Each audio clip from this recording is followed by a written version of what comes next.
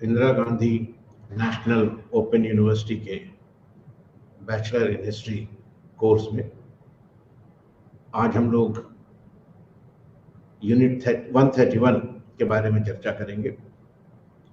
और आज का जो डिस्कशन है उसके लिए हम लोग मगध से लेकर मौर्य वंश तक या मगध से लेकर मौर्य खानदान तक जो हुकूमत की तोसी हुई, जो एक्सपेंशन हुआ, उसके बारे में बात करेंगे। और ये एक तवील अरसा है और ये अरसा 6ठी सदी क़ब्ल मसीह से शुरू होता है और ये तकरीबन 3री सदी क़ब्ल मसीह तक जारी रहता है। तो गोया आप देखेंगे कि ये तकरीबन 600 या 700 साल का अरसा है। और इस अरसे में मगध की जो एक रियासत थी, जो जनपद था या महाजनपद था मगध का, वो रफ्ता रफ्ता पूरे हिंदुस्तान पर छा जाता है। पूरे हिंदुस्तान में उसकी सरहदें फैल जाती हैं। और एक तरह से आप देखें तो हिंदुस्तान की तारीख में जो पहली वसी सल्तनत है, पहला एम्पायर जो है, वो कायम होता है। अब इसके कुछ अदवार हैं, कुछ फेजेस हैं और उन्हीं के सिलसिले में हम लोग कुछ तफसील से आज बात करेंगे। तौसी का जो अमल है, जो प्रोसेस है एक्सपेंशन का, ये कब शुरू हुआ, इसमें कौन से अवामिल थे, कौन से फैक्टर्स थे, उस पर हम लोग बात करेंगे।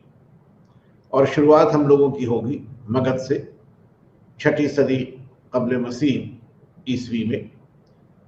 और हम लोग ये देखेंगे कि एक महाजनपद से एक बड़ी सल्तनत के तौर पर मगध किस तरह तब्दील हो जाता है।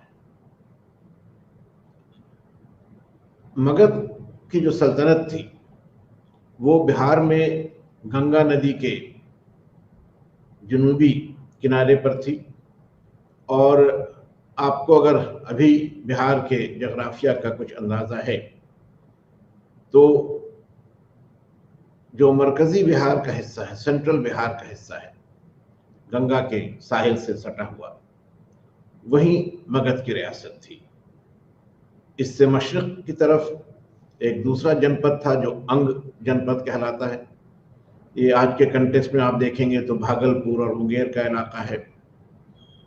और मगध आप देखें तो नालंदा और पटना और गया का जो इलाका है उसमें था।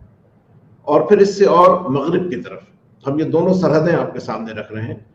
मगध में जो रियासत थी उसकी मशरक़ी सरहद पर अंग का महाजनपद था और उसकी मगरिबी सरहद पर कौशल का राज था, कौशल की सल्तनत थी। और गंगा की दूसरी जानिब यानी गंगा के उत्तर के, गंगा के शुमाल के हिस्से में एक तीसरा राज था। तीसरा इस माने करके एक मगध हुआ, एक अंग हुआ और तीसरा ये वज्जी गणराज कहलाता था या वज्जी जमहूरिया अगर हम उर्दू में कहें। और इसकी जो राजधानी थी, जो इसका कैपिटल था, वो वैशाली में था। हम इसलिए आपको ये तीनों नाम बता रहे हैं कि यही वो मरकज़ है, यही वो न्यूक्लियस है जहां से मगध की तौसी का सिलसिला शुरू होता है। और फिर जैसा कि हमने आपसे कहा, एक हिंदुस्तान की सल्तनत कायम होती है। एक सवाल आपके जहन में आ सकता है कि ये सिलसिला आखिर मगध से ही क्यों शुरू हुआ। 6ठी सदी क़ब्ल मसीह में तो 16 महाजनपद कायम हो चुके थे, लेकिन आखिर मगध में ऐसी क्या खास बात थी कि यहाँ से सल्तनत की तौसी का अमल शुरू हुआ और ये तौसी हिंदुस्तान की सल्तनत में बदल गई। तो इसकी एक बड़ी वजह ये थी कि मगध की जो जोग्राफिकल पोजीशन थी या जो जोग्राफिकल फीचर्स थे, जो जोग्राफिया था यहाँ का या जो जोग्राफियाई खसूसियात थी, उनका बहुत बड़ा हिस्सा है मगध के उरूज में, राइज ऑफ मगध। मगध का जो स्टेट था या जो जनपद था, इब्तिदा में उसकी राजधानी, उसका कैपिटल राजगीर में था। और राजगीर की जगराफियाई हालत ऐसी थी कि वो कई सिमत से पहाड़ियों से घिरा हुआ था, तो एक कुदरती तौर पर महफूज इलाका था।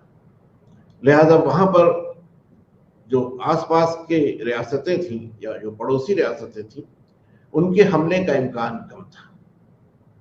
दूसरी बात यह भी थी कि मगध की उस सल्तनत का गंगा के किनारे पर, गंगा का जो साहिली मैदान था, उस पर भी कब्जा था। और ये वो इलाका था जहां से काफी बड़े पैमाने पर तिजारत होती थी। तिजारत का नतीजा था दौलत की फरावानी या माली वसाइल की फरावानी। तो इकोनॉमिक रिसोर्सेज काफी थे, और जाहिर है कि जब सल्तनत की तौसी होगी, जंगें लड़ी जाएंगी, फौजें तैयार की जाएंगी, तो उसके लिए आपको माली वसाइल की जरूरत होगी। बगैर प्रॉपर इकोनॉमिक रिसोर्सेज के आप एक मिलिट्री स्ट्रक्चर नहीं बना सकते हैं, आप वॉर्स नहीं लड़ सकते हैं। तो एक सूरत तो ये थी कि यहाँ माली वसाइल की फरावानी थी, एक सबब ये था, और ये यहाँ के जगराफिया का नतीजा था। एक राजगीर का महफूज मकाम, दूसरे गंगा से होने वाले तिजारत पर एक तरह का कब्जा या कंट्रोल। तीसरी बात ये थी कि इस इलाके में घने जंगल भी थे। जो बिल्कुल शुमाली हिस्सा था मगध का, जुनूबी हिस्सा था, बिल्कुल जुनूबी हिस्सा था मगध का, साउथ का जो हिस्सा था, वहां पर काफी जंगल थे। और इसके अलावा यहाँ पर ऐसे मिनरल रिसोर्सेज थे, ऐसे मादनियात थे जिनकी जंग में बड़ी अहमियत थी। मिसाल के तौर पर यहाँ लोहा फरावानी से मिल रहा था, और लोहा आप जानते हैं कि हथियार बनाने में, असलहे बनाने में, वेपन्स बनाने में बहुत अहम था। तो ये एक बड़ी एडवांटेज या एक बहुत बड़ा फायदा था।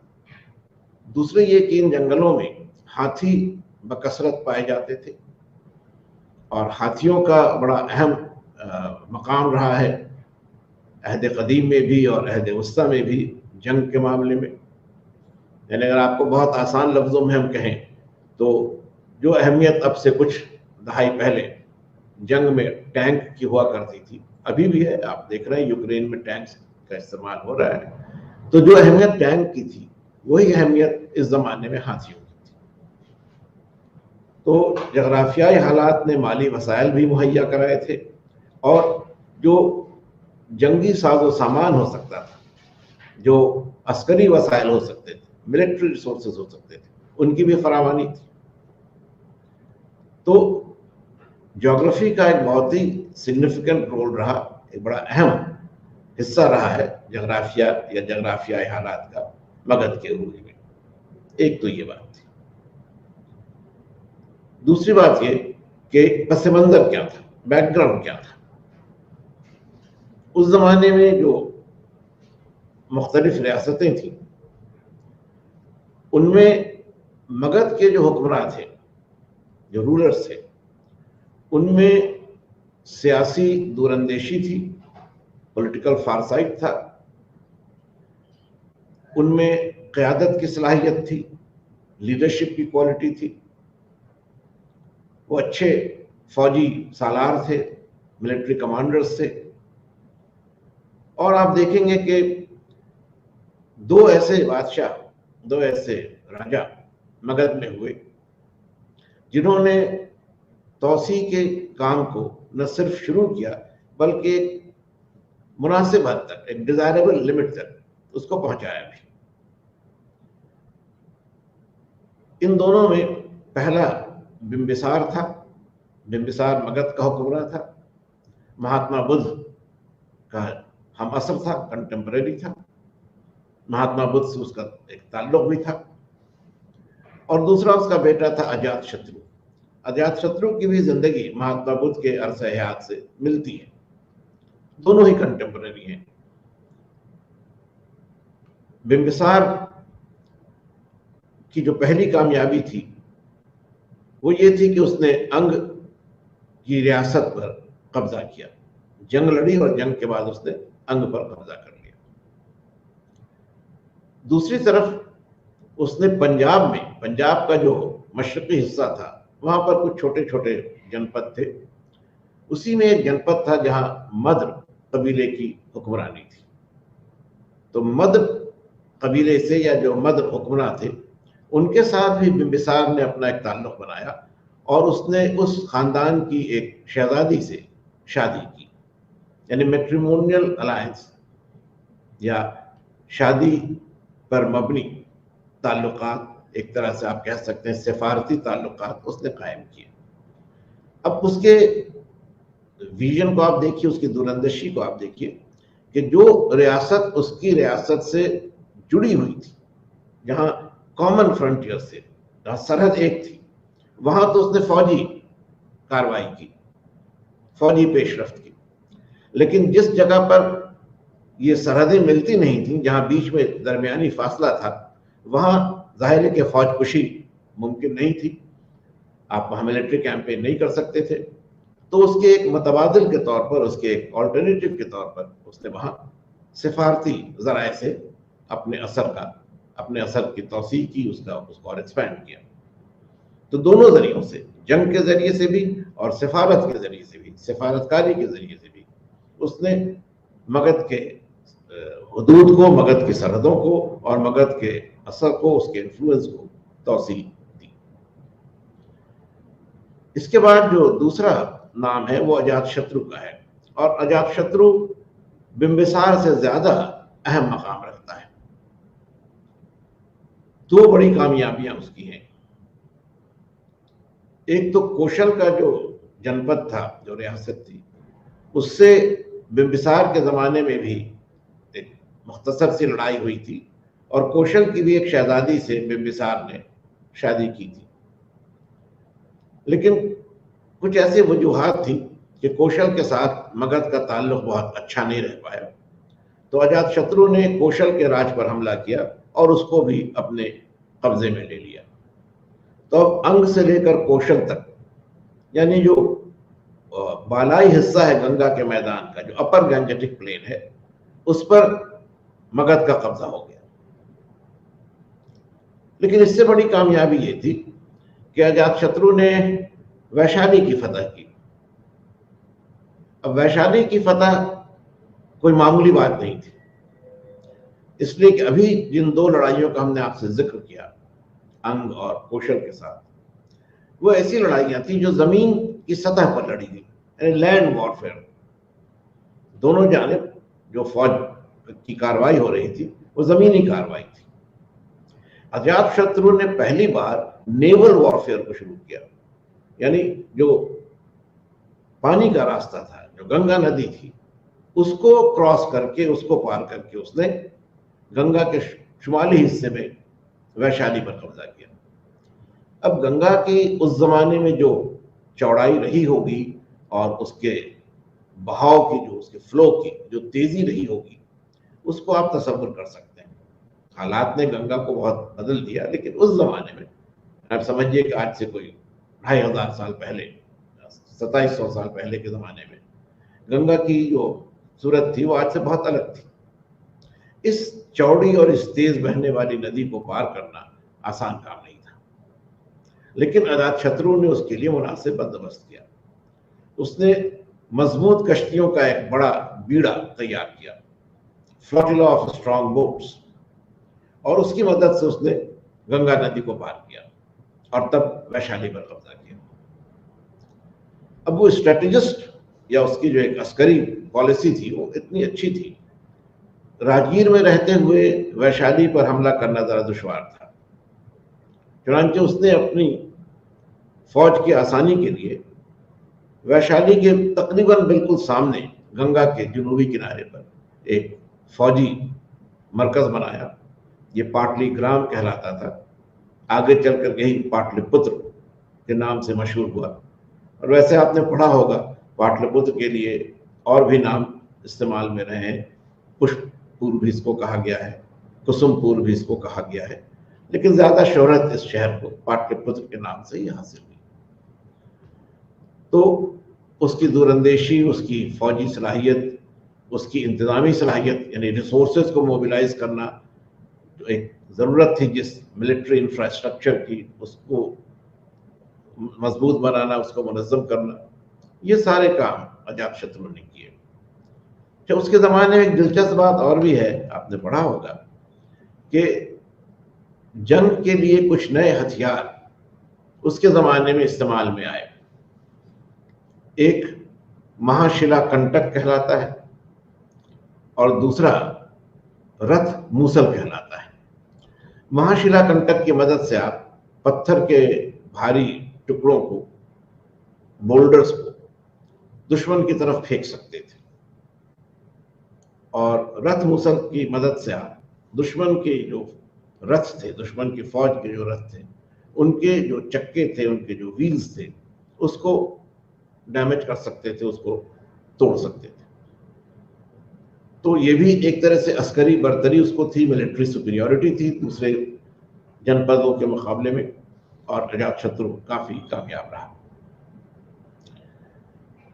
अब जहां तक इन बातों का सवाल है कि हमें किस तरह ये मालूमात हासिल होती हैं, तो फिर यहाँ पर जो माकज़ हैं, जो सोर्सेज हैं, वो ज़्यादातर बौद्ध मजहब से जुड़ी हुई तसनीफ़ात हैं, और ख़ास तौर पर जातक की जो कहानियाँ हैं उनमें भी उस ज़माने के हालात का जिक्र मिलता है। और इसके साथ साथ कुछ और भी ऐसे ट्रेडिशंस हैं, महाभारत में जरासंध के बारे में जिक्र है, जिससे यह अंदाज़ा होता है कि मगध का किस तौर पर उरूज हुआ। और कंट्रीब्यूटरी फैक्टर्स या माविन असबाब की बात अगर हम करें तो 3-4 बातें थी जिन पर हमने आपकी तवज्जो दिलाई थी। जगराफियाई हालात, माली वसाइल, उम्दा क़यादत, फौजी साजो सामान, तो ये सब ऐसी चीज़ें थी जिनसे मगध का उरूज मुमकिन हो सका। ये वही माविन असबाब थे जिन्होंने मगध को एक बड़ी रियासत में तब्दील कर दिया। अजातशत्रु के बाद कुछ अरसे के लिए एक ब्रेक है, बीच में एक वक्फा है, और फिर एक और हुक्म रहा है महापद्म नंद। ये नंद खानदान का था, और महापद्म ने मगध की रियासत को और भी वसअत दी, और उसका कब्जा जो वस्ती इलाका है हिंदुस्तान का, सेंट्रल इंडिया का जो इलाका है, उस पर भी कायम हो गया। तो पंजाब के पूर्वी सरहद से लेकर मशरकी सरहद से लेकर गंगा के मैदान के मशरकी हिस्से तक, और फिर वस्ती हिंदुस्तान के हिस्से पर, इन तमाम पर मगध की सरहदें फैल चुकी थी, उनकी तौसी हो चुकी थी। पिछले जो चर्चा हम लोग कर रहे थे, जो लास्ट डिस्कशन था हमारा, उसमें हमने आपको सिकंदर के हमले के बारे में बताया था, और ये भी बताया था कि उससे क्या तब्दीलियां आई। सिकंदर के ही ज़माने में चंद्रगुप्त का उरूज होता है, और सिकंदर के वापस लौटने के बाद जो नंद खानदान था उसकी रियासत बहुत कमज़ोर पड़ चुकी थी, और चंद्रगुप्त ने उस पर कब्जा करके इस बड़े एम्पायर को, इस बड़े स्टेट को, इस बड़ी सल्तनत को जो महापद्म नंद के जरिए कायम की गई थी, उसको चंद्रगुप्त ने अपने कब्जे में ले लिया। और यहीं से सही मानों में इंपीरियल एक्सपेंशन का दौर शुरू होता है। इसे आप हिंदी में साम्राज्य विस्तार कह सकते हैं, या अगर हम उर्दू में बात करें तो एक वसी सल्तनत की तामीर शुरू होती है। एक बात और यहां आपसे वाज़ेह करना चाहेंगे कि 2 अल्फाज हैं जो हम अंग्रेजी में इस्तेमाल करते हैं, टेरिटोरियल एक्सपेंशन और इंपीरियल एक्सपेंशन, यानी इलाकाई तौसी और सल्तनत की तौसी। सल्तनत के लिए या एम्पायर के लिए उर्दू में वसी सल्तनत कह सकते हैं। तो एक तरफ तो यह है कि कोई रियासत अपने आसपास के इलाकों पर कब्जा करती है और उससे एक वसअत उसे हासिल होती है, उसकी सरहदें फैल जाती हैं, मगर फिर भी इनकी हुदूद कम होती हैं। जो एक्सपेंशन है उसका एरिया लिमिटेड होता है। जब एम्पायर की बात आती है तो एक्सपेंशन यहां भी है, तौसी यहां भी है, मगर इसकी सरहदें बहुत वसी हो जाती। तो ये भी अमल है तौसी का, ये भी इलाकाई तौसी का ही अमल है, टेरिटोरियल एक्सपेंशन का ही अमल है, मगर ये उसका ज्यादा उरूज या उसके ज्यादा राइज को, उसके ज्यादा मुस्तहकम सूरत को जाहिर करता है, क्योंकि अब सल्तनत की सरहदें फैल जाती हैं और उतने बड़े इलाके पर कब्जा रखने की सलाहियत जो हुक्मरान है, जो बादशाह है, जो राजा है, उसे हासिल होती है। और आप अंदाजा कर सकते हैं कि छोटी रियासत पर कब्जा रखना और बड़ी रियासत पर कब्जा रखना दोनों एक जैसा नहीं है, दोनों के जो चैलेंजेस हैं वो अलग अलग हैं। तो चंद्रगुप्त के साथ जो दौर शुरू होता है वो इंपीरियल एक्सपेंशन का दौर है। आपने पढ़ा होगा कि चंद्रगुप्त को हिंदुस्तान की तारीख में पहला एम्पायर बिल्डर कहा जाता है, पहला हुक्मरान जिसने एक वसी सल्तनत को कायम किया। अब इस अमल में क्या हुआ, इस प्रोसेस में क्या हुआ, उसको थोड़ा हम लोग देख लें। मगध पर कब्जा करने के बाद चंद्रगुप्त ने पहली कामयाबी जो हासिल की वो गांधार के इलाके में हासिल हुई। यहां पर आपको फिर हम याद दिलाएं कि पिछले डिस्कशन में ये बात आई थी कि यहां पर सिकंदर का एक कमांडर सेल्यूकस निकेटर हुक्मरान था, हुकूमत कर रहा था, और चंद्रगुप्त ने उसको हराकर गांधारा या गांधार के इलाके पर कब्जा कर लिया। यानी आज के हिसाब से आप देखें तो काबुल और कंधार का इलाका। अब ये बहुत बड़ी कामयाबी थी। आप अजातशत्रु की बात जहन में पहले रखिए, गंगा को पार करने की बात जहन में रखिए, और तब इस फतह के बारे में गौर कीजिए। गांधार पर कब्जा करने के लिए चंद्रगुप्त को हिंदुकुश पहाड़ियों को पार करना पड़ा। हिंदुकुश पहाड़ियां हिंदुस्तान के शुमाल मगरिब में है, नॉर्थ वेस्ट में है, और इनको पार करना, इनको क्रॉस करना मुश्किल है। पहाड़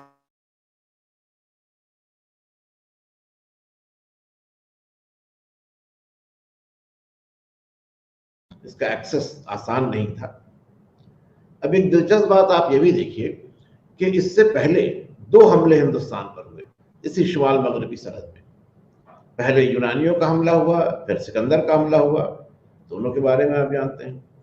लेकिन आप इस बात पर गौर कीजिए कि अभी तक जो फौजी कार्रवाई इस इलाके में हुई उसमें हिंदुकुश पहाड़ियों से जो आगे का इलाका था, उससे मगरिब की तरफ का जो इलाका था, यानी आज आप देखें तो ईरान का, खुरासान का जो इलाका है, वहां से फौजी हिंदुस्तान में दाखिल होती थी।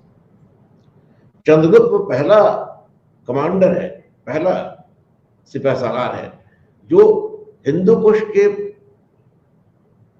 मशरक से मगरिब की तरफ फौजकुशी करता है, यानी प्रोसेस बदल जाता है। पहली बार हिंदुस्तान का कोई हुक्मरान हिंदुकुश को पार करके और दूसरे सिंध में जो इलाके थे उन पर कब्जा करने में कामयाब होता है। ये बड़ी कामयाबी है, क्योंकि पहाड़ी घाटियों को पार करना भी उतना ही दुश्वार था जो अजातशत्रु के जमाने में गंगा के चौड़े पाट को पार करने का मामला था। तो 2 मेजर लैंडमार्क्स, अजातशत्रु का इनिशियल एक्सपेंशन और फिर चंद्रगुप्त का इंपीरियल एक्सपेंशन। मामला सिर्फ गांधार तक ही नहीं रहा, चंद्रगुप्त ने कश्मीर पर भी कब्जा किया। यहां भी फिर आप देखेंगे कि मुश्किल और दुश्वार गुजार जो पथरीली घाटियां थी उनमें उसने कामयाबी के साथ फौजकुशी की, और उसी वक्त से सही मानों में कश्मीर हिंदुस्तान का एक हिस्सा बना। इसके बाद अगर हम लोग शुमाल से दूसरी तरफ देखें तो हिंदुस्तान की मगरबी सरहद पर काठियावाड़ के इलाके पर चंद्रगुप्त ने कब्जा किया।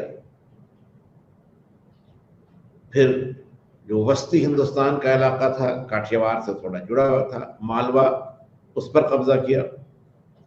गंगा का जो मैदान था उस पर तो उसका कब्जा था ही, वो उसने नंद सल्तनत से ही हासिल किया था। और फिर उसने जुनूब में कर्नाटक पर भी अपना कब्जा कायम किया। फिर यहां आप देखिएगा कि कर्नाटक की तरफ जाने के लिए जो विंध्य पहाड़ियां थी, विंध्यन माउंटेन रेंज है, उसको पार करना जरूरी था। फिर जो डेक्कन का प्लेटो है, जो पठार है दक्कन का, उसको पार करना था। यानी फिर एक बार जो पहाड़ी रास्ते थे उनको पार करने की जरूरत थी, और इसमें चंद्रगुप्त को फिर नुमाया कामयाबी हासिल है। और आप जानते ही हैं कि उसकी जिंदगी के आखिरी दिन कर्नाटक के इलाके में ही गुजरे।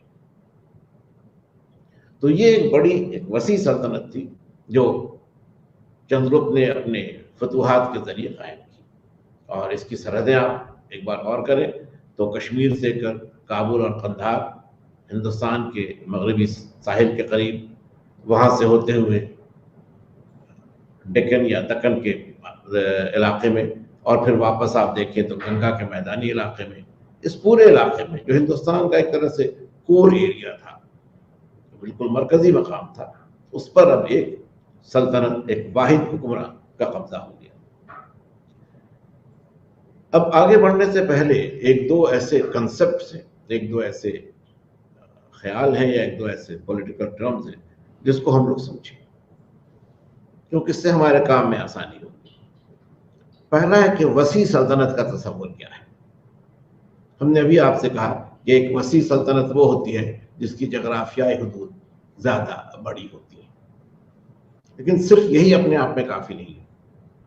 एक एम्पायर या एक वसी सल्तनत में इक़्तिदार की मरकजियत होती है, सेंट्रलाइजेशन ऑफ पावर होता है। जितने भी इलाके हैं, दूर दराज के इलाके ही क्यों ना हो, उन पर हुकूमत एक मरकज से चलती है। There is one centralised capital. इसका नतीजा क्या होता है कि उस पूरे वसी इलाके से जितना भी महसूल आता है, जितना भी टैक्स आता है, वो सारा पैसा मरकज की तरफ आता है। यानी पूरा जो फ्लो है रेवेन्यू रिसोर्सेज का, वो सेंटर की तरफ होता है, और इससे मरकज की ताकत बढ़ती है, उसका जो इंतजामी सलाहियत है वो बेहतर होती है, इंतजामी कब्जा है वो मजबूत होता है, फौजी ताकत बढ़ती है, और एक ऐसी सूरत हाल पैदा हो जाती है जहां एक बहुत बड़ा इलाका एक हुक्मरान के ज़ेर इक़्तिदार रहता है, और उस इलाके के सारे जो रिसोर्सेज हैं, सारे जो वसाइल हैं, वो एक हुक्मरान और उसके दारुल खिलाफत या उसके कैपिटल में मरकूज हो जाते हैं। तो जगराफियाई हुदूद अपनी जगह पर है, लेकिन उससे ज्यादा जो अहम बात है वो ये मरकजियत है, ये सेंट्रलाइजेशन है एम्पायर के सिलसिले में। अब इसके बाद एक और लफ्ज आता है चक्रवर्ती।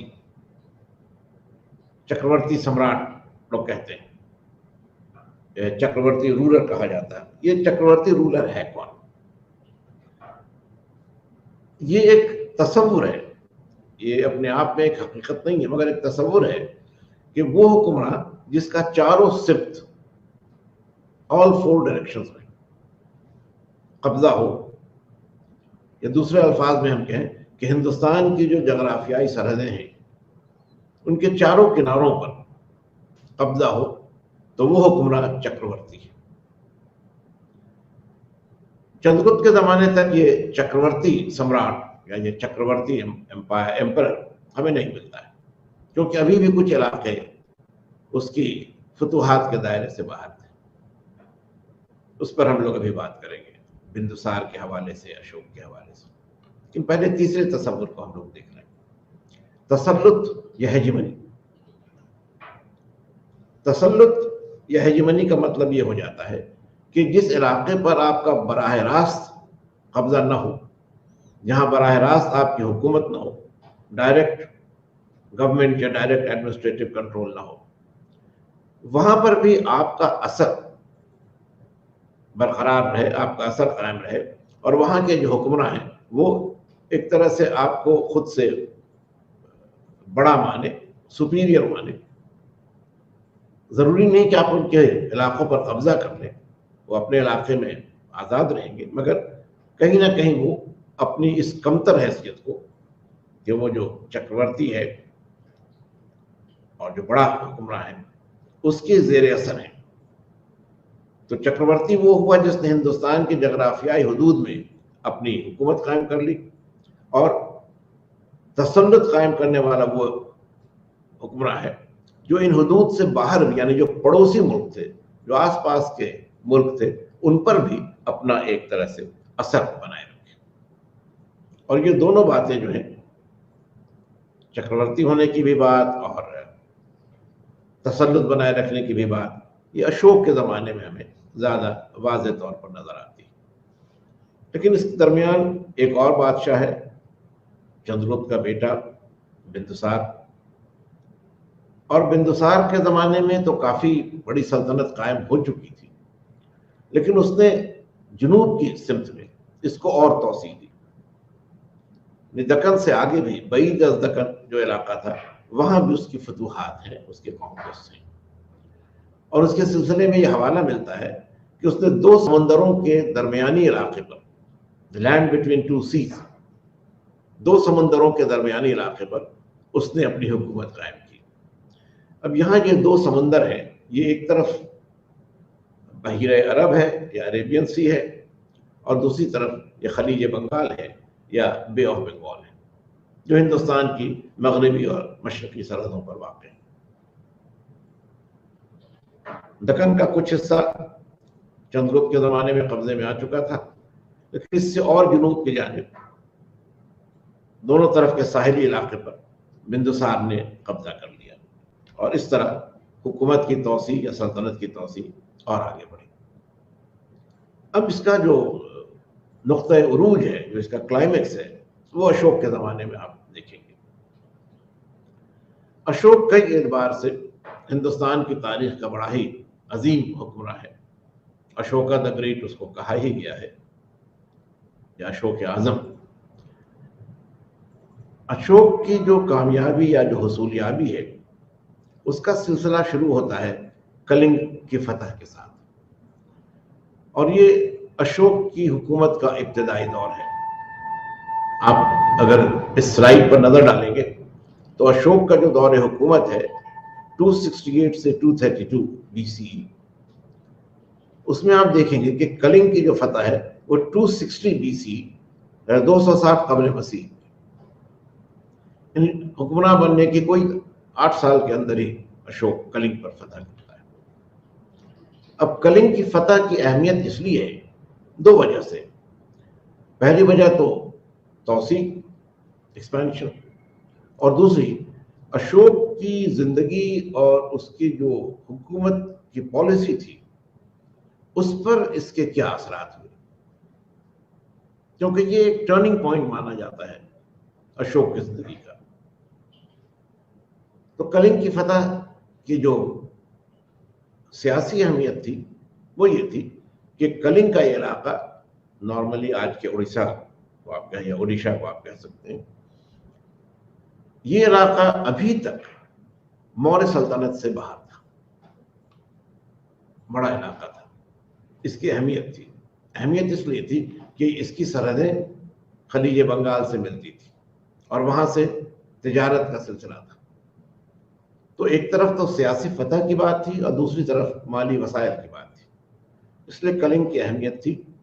और चूंकि ये इलाका अभी तक मौर्य सल्तनत से बाहर था, तो अशोक ने इस पर फतह हासिल की। लेकिन इस फतह के बाद अशोक की शख्सियत बदल गई, और इस सिलसिले में उसका एक कतबा है, इंस्क्रिप्शन है, जो रॉक एडिक्ट 13, या अगर आप उर्दू में से कहें तो फरमान हजरी 13। ये जो रॉक एडिक्ट है, ये पहाड़ों की चट्टान पर लिखा हुआ है या उसको इंस्क्राइब किया हुआ है, और इसमें अशोक कलिंग की फतह के बारे में बहुत तफसील से गुफ्तगू करता है। और उस गुफ्तगू का जो महासल है, जो उसका खुलासा है, वो ये है कि जो कुछ हुआ वो अच्छा नहीं था। बहुत तबाही हुई, बहुत लोग मर गए, बहुत लोग बेघर हो गए। और इससे ये भी आपको बताया कि अशोक अपने कदमे में खुद को देवनाम पिय के नाम से मुखातिब करता है। अशोक का नाम नहीं, देवनाम पिय, यानी जो देवताओं को अजीज हो, who is loved by the gods, जो प्रिय है देवताओं के लिए। तो देवनाम पिय को इस जंग से बहुत तकलीफ हुई, कहता है, और इसलिए उसने अब ये तय किया कि वो फौजी फतूहात का सिलसिला तर्क कर देगा और वो गैर फौजी ज़राए से, यहाँ आप कह सकते हैं सिफारती ज़राए से, अपनी हुकूमत की तौसीक़ करेगा। तो यहीं से आप देखिएगा कि हेजिमनी या तसल्लुत की बात आ जाती है कि हम सीधे आप पर कब्जा नहीं करेंगे मगर आपको अपने ज़ेर असर बनाए रखें। लेकिन इस बात को भी ध्यान में रखना ज़रूरी है कि अशोक ने बिल्कुल जंग का इरादा तर्क नहीं कर दिया था, पैसिफिस्ट वो नहीं बन गया था, बिल्कुल वो अमन पसंद नहीं बना था, क्योंकि उसके कुछ ऐसे कदमे हैं जो कि जुनूब की इंतहाई हद के पास है। यानी आज आप देखें तो तकरीबन केरल और तमिलनाडु का जो इलाका है उसका जो शुमाली हिस्सा है, और अगर ये स्लाइड पर आप गौर कर रहे हैं जो आपके सामने है स्क्रीन पर, अभी ये स्क्रीन पर आपके सामने आ जाएगी, तो इसमें आप जो सल्तनत, ये स्लाइड अब आपके सामने है, ये जो सल्तनत है अशोक की, उसकी हुदूद को अगर आप देखेंगे तो एक थोड़ी मोटी सी स्याह रंग की लकीर है, एक बोल्ड ब्लैक लाइन है, जो आप देखेंगे कि ऊपर से गंगा के मैदानी हिस्से से आगे कलिंग तक चली आती है और फिर साहिल समुंदर साथ जुड़ी हुई ये नीचे तक आती है, जो हम कह रहे थे कि केरल और तमिलनाडु का जो इलाका होगा शुमाली, और वहां से फिर ये मगरबी साहिल पर चली जाती है और फिर ऊपर की तरफ बढ़ जाती है। ये वो इलाका है जिस पर अशोक की हुकूमत थी, और इसमें आप देखेंगे कि कुछ ट्रायंगल्स बने हुए हैं, कुछ ब्लॉक्स बने हुए हैं, कुछ सर्कल्स बने हुए हैं। ये वो इलाके हैं जहां उसके कदबे मिले हैं, जो उसके एडिक्ट्स या उसके इंस्क्रिप्शंस के फाइंड स्पॉट्स।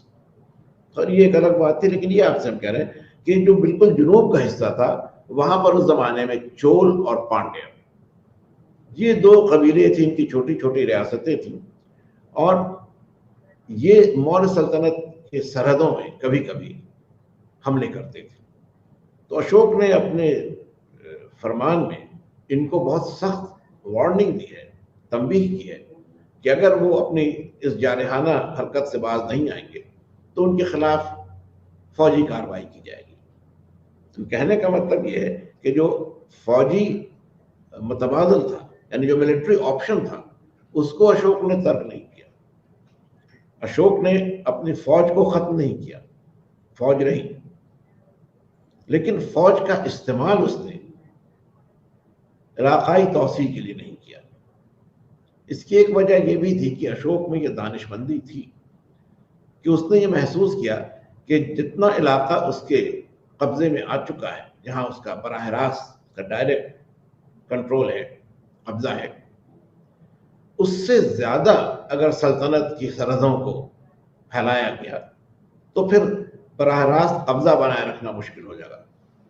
जगराफियाई हालात उस जमाने के जो थे वो आप जहन में रखिए, और आप सोचिए कि एक तरफ टैक्सिला जो आज पाकिस्तान में है, और एक तरफ पाटलिपुत्र, और एक तरफ गुजरात का इलाका, काठियावाड़ का इलाका, दक्कन का इलाका, कर्नाटक का इलाका, ये इतना बड़ा इलाका था। इस पर एक मरकज से, चूंकि एम्पायर में हमने आपसे पहले कहा कि मरकजियत होगी, उस एक मरकज से इतने बड़े इलाके पर हुकूमत चलाना ये बहुत आसान काम नहीं था, और अगर इसकी सरहदें और बड़ी हो जाती तो फिर ये काम तकरीबन नामुमकिन हो जाता। तो वो दानिशमंदी अशोक में थी, और उसने जो कहते हैं कि डिजायरेबल लिमिट्स थी, जो मुनासिब सरहदें थी, उनसे आगे बढ़ने की कोशिश नहीं की। अब इसके बाद जो उसका सिलसिला रहा, जो उसके तसल्लुत या हेजेमनी की बात हम लोग करते हैं, उसमें उसने अपने कई पड़ोसी हुक्मरानों से, कई नेबरिंग रूलर्स से ताल्लुकात कायम किए। अब उनके नाम आपके सामने हैं। मिस्र का हुक्मरान है टॉलेमी थर्ड, मैसेडोन का हुक्मरान है या बादशाह है एंटिगोनस। साइरीन, ये आज जो सीरिया का इलाका है, शाम का जो मुल्क है, उसका एक हिस्सा था। साइरीन का रूलर है मगस, और फिर एपिरस जो कि मशरिक वस्ता का एक हिस्सा है, वहां पर हुक्मरान है अलेक्जेंडर फर्स्ट। इस अलेक्जेंडर को आप अलेक्जेंडर द ग्रेट से कंफ्यूज नहीं करेंगे, वो एक अलग हुक्मरान है। ये वो हुक्मरान हैं जो अलेक्जेंडर के बाद उसी खिताब को अख्तियार करते रहे, और चूंकि उस सिलसिले में ये पहला था तो उसको अलेक्जेंडर फर्स्ट कहा जाता है। जो सही मानों में पहला अलेक्जेंडर था वो अलेक्जेंडर द ग्रेट कहलाता है। तो ये आप देखिए कि मिस्र और सीरिया और सेंट्रल एशिया, इतने दूर दराज इलाकों के साथ भी अशोक ने सिफारती ताल्लुकात कायम किए। वैसे तो चंद्रगुप्त मौर्य के दरबार में भी मेगास्थनीज आया था, पिछले डिस्कशन में हमने उसके बारे में आपको कहा था, इंडिका जो उसकी तसनीफ है उसके बारे में कहा था, लेकिन वो एक वाहिद मिसाल था।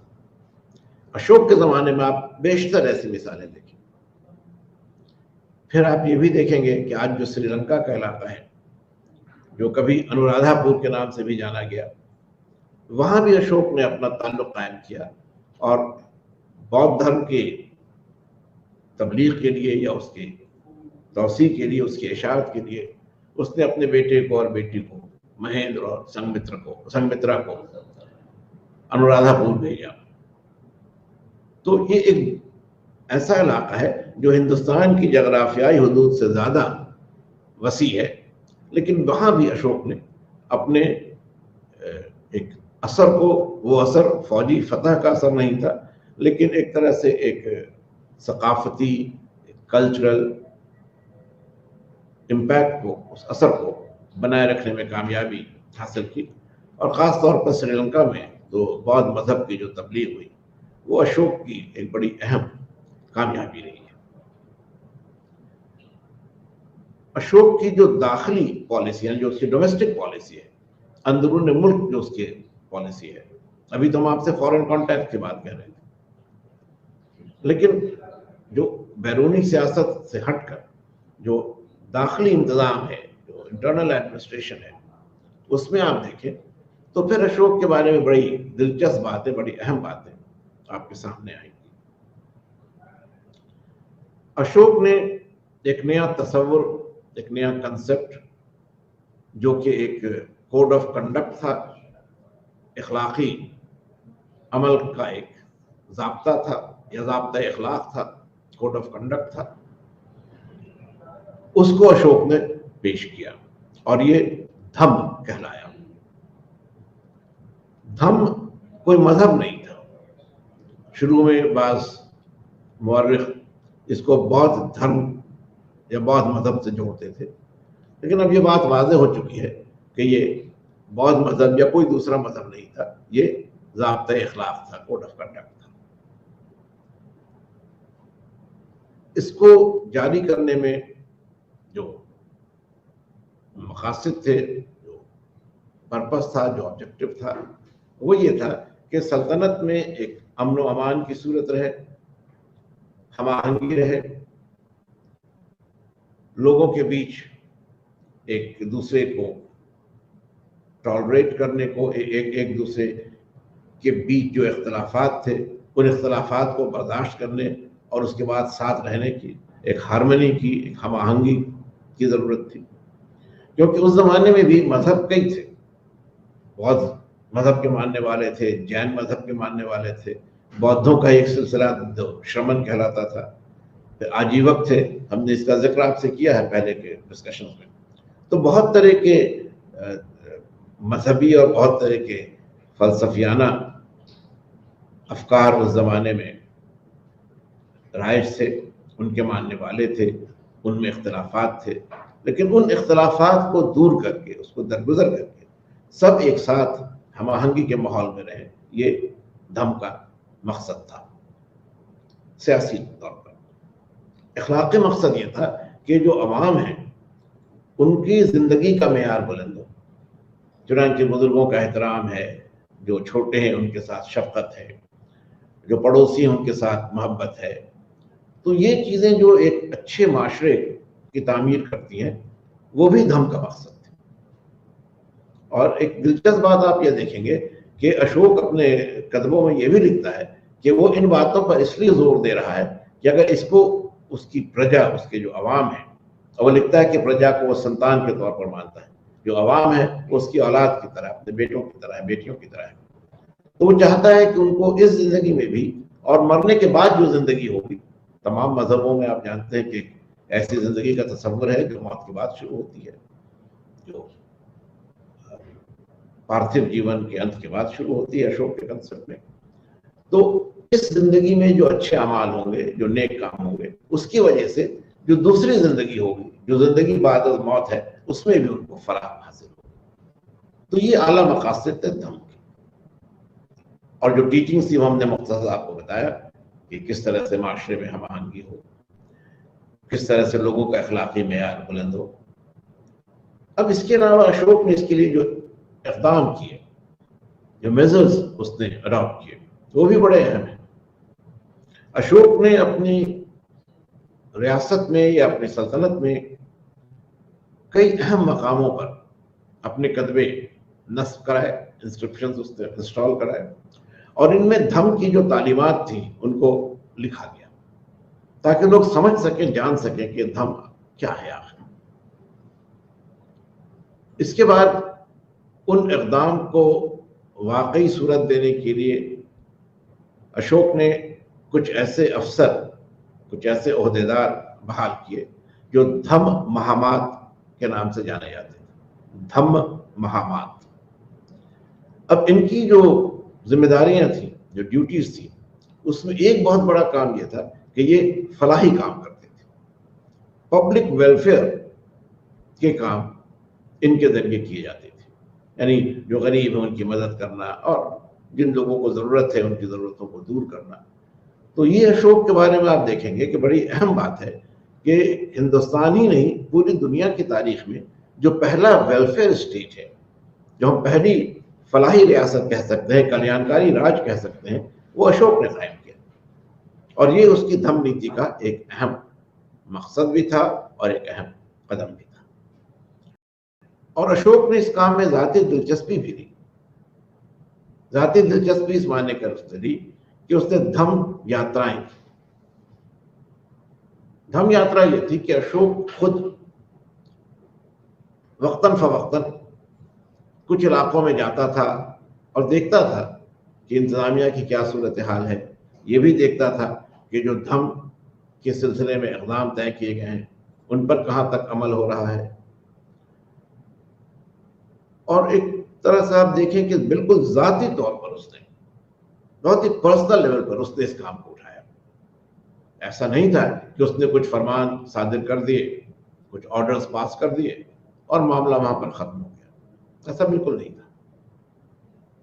अशोक ने इन तमाम मामलात को वाकई सूरत में, हकीकी सूरत में लोगों तक पहुंचाने के लिए हर तरह के इक़दाम किए। कुछ ओहदेदार रहे, उसके अलावा कुछ उसकी ज़ाती दिलचस्पी रही, और इसके नतीजे में धम्म का जो मकसद था, धम्म का जो पर्पस था, वो पूरा हो सका।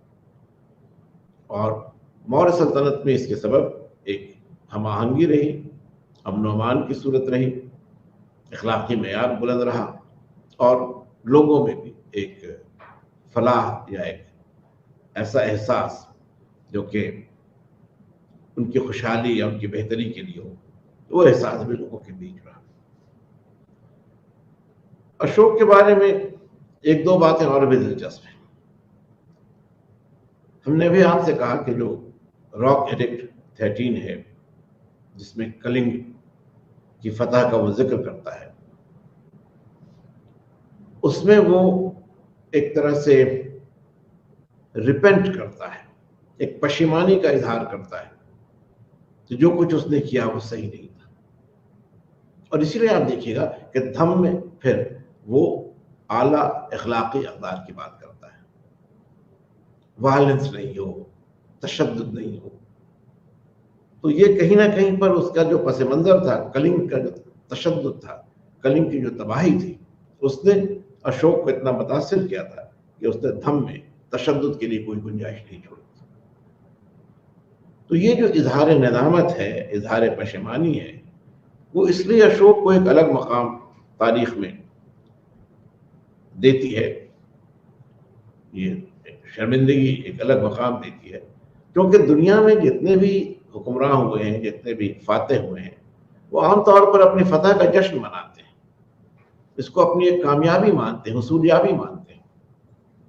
लेकिन अशोक वो हुक्मरान है जो इस फतह से खुश नहीं है, इसका जश्न नहीं मना रहा है, वो इस पर अफसोस जाहिर कर रहा है।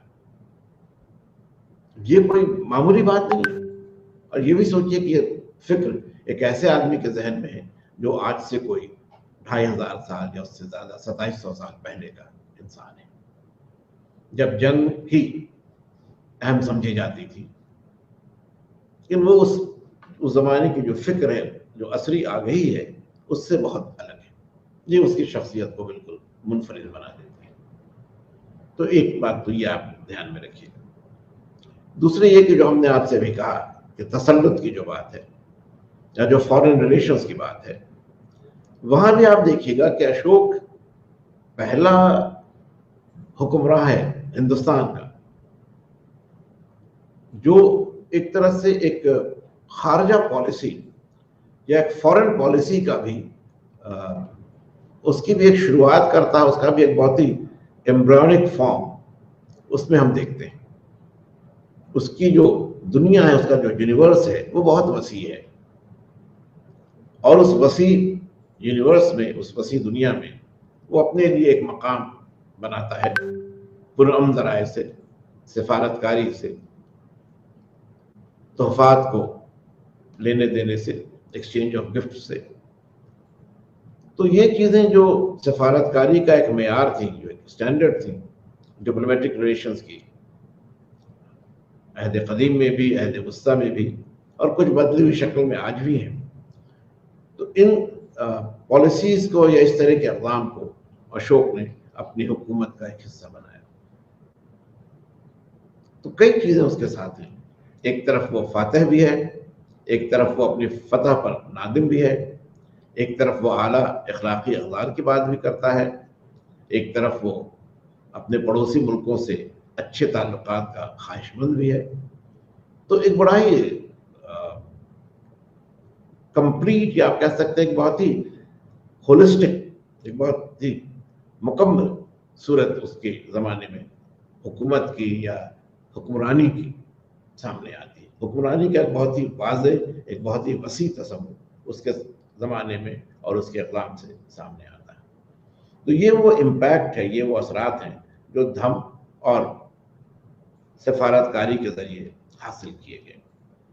अगर मुल्क के अंदर की बात हम लोग करें तो मुल्क के अंदर एक तरह की खुशहाली, एक अमन व अमान, हम आहंगी, और फिर मुल्क से बाहर अगर हम लोग बात करें तो दोस्ती और अमन पर मबनी ताल्लुकात। और इसीलिए जो हमने शुरू में आपसे कहा था कि अशोक में दोनों ही बातें आ जाती हैं। वो एक चक्रवर्ती भी है और एक हेजेमनिस्टिक रूलर भी है, एक ऐसा हुक्मरान भी है जो अपना तसल्लुत, मगर पुरअमन तसल्लुत आसपास के इलाकों में बनाए रखता है। अब एक आखिरी बात और अशोक के हवाले से कि ये जो तब्दीलियां अशोक में आई कलिंग की लड़ाई के बाद, ये तब्दीलियां किस वजह से आई? ये एहसास नदामत, एहसास पशेमानी, तशद्दुद से गुरेज, इसके असबाब क्या थे? तो इनके बारे में तफसील से जो जिक्र हमें मिलता है वो बौद्ध मजहब की तसनीफात में मिलता है। और ये दिखाया गया है या ये बताया गया है इन तसनीफात में कि अशोक जो कि शुरू में एक बहुत ही जालिम और एक बहुत ही